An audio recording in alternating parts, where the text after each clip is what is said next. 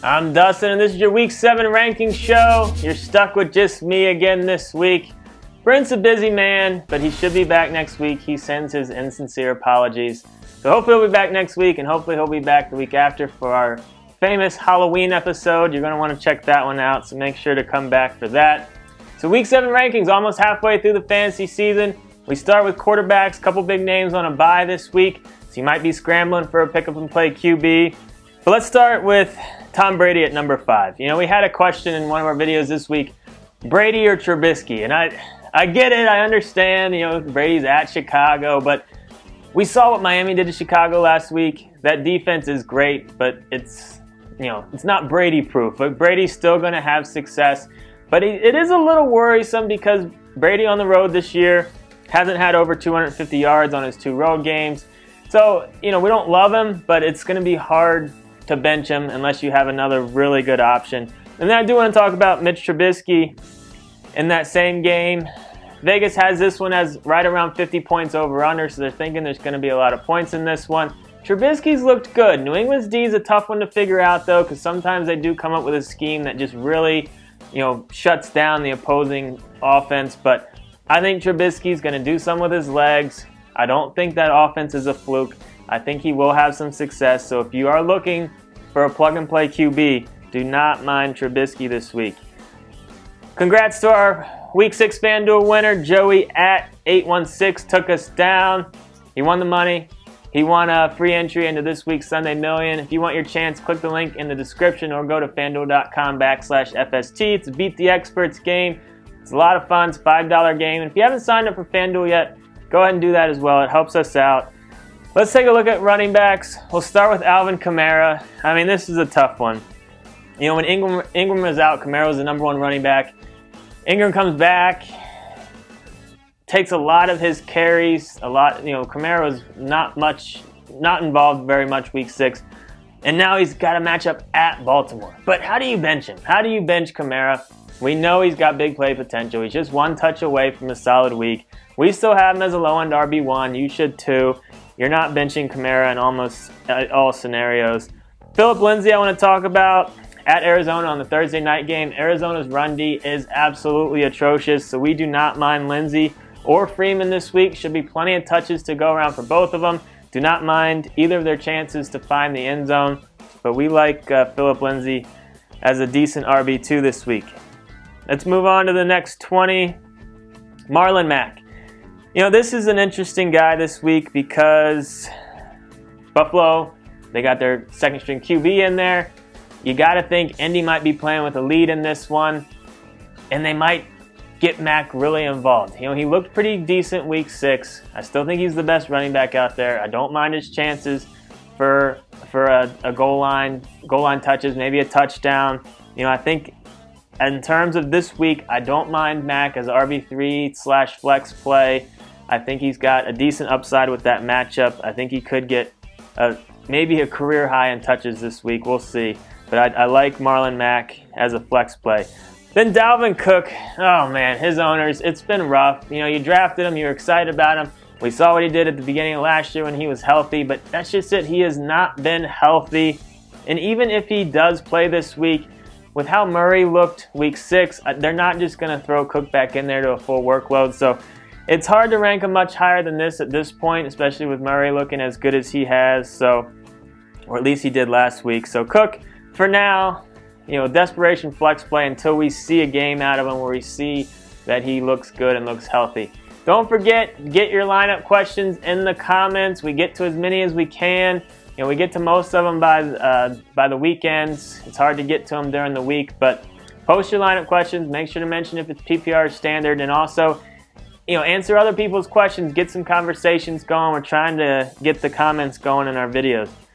All right, let's talk about some wide receivers. Odell Beckham. It's been a little tough sledding for him.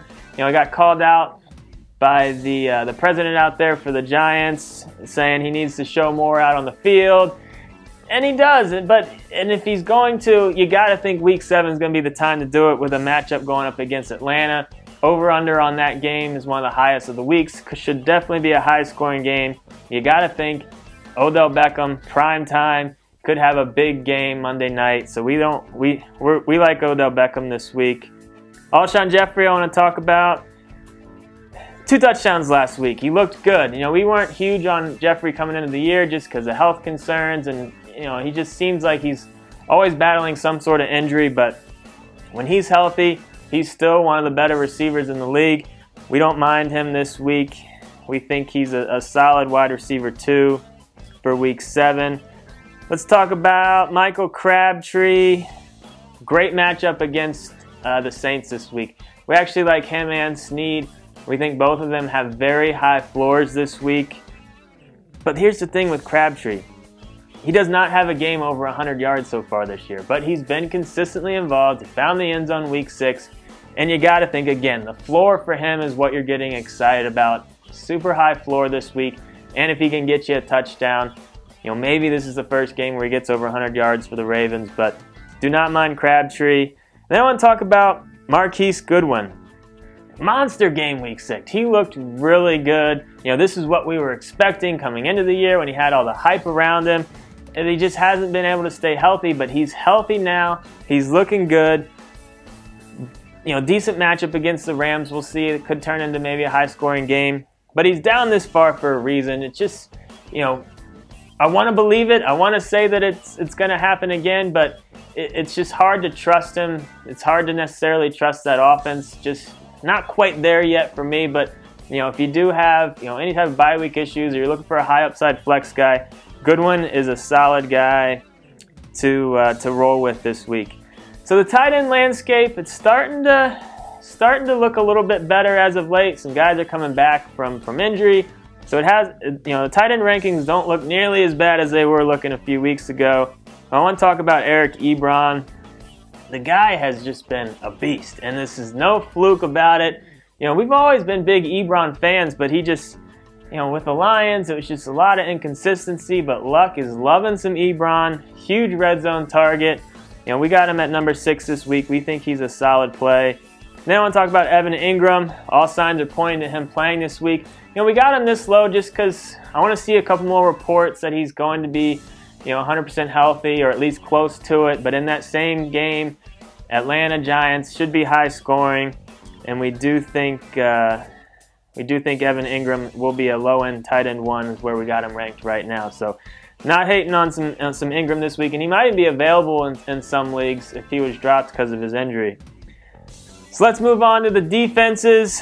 I do want to talk about that Colts defense. Again, Buffalo going to their second string QB. You got to think that the Colts D should have some success there. We got them at number 4 right now. You know, not really thinking Buffalo is going to have much success this week. So do not hate the Colts. And then I want to talk about the Bears. Got them down at 15. And this is a tricky one because if you have the Bears and you don't have anyone that you want to drop to pick up a second defense, you can't drop the Bears D. You got to hold on to them and ride them out. But do you start them this week? You know, in a lot of cases, I don't think you do. But if it's between dropping the Bears for a pick up and play defense or just playing the Bears, just play the Bears. Don't drop them if you don't have anyone that you can drop on your bench. But in most cases, I'm trying to find a streaming defense. You know, I know the Bears D is good, but Tom Brady's better, and I don't want to ever start a defense against Tom Brady, even when it is the Bears at home. So if you have to, I don't hate it, but I'm trying to avoid that one if I can. So that's Week 7 rankings. Check out all our other videos. Give us a thumbs up. Give us a subscribe. Post some comments about how much you want Brent back. And good luck Week 7.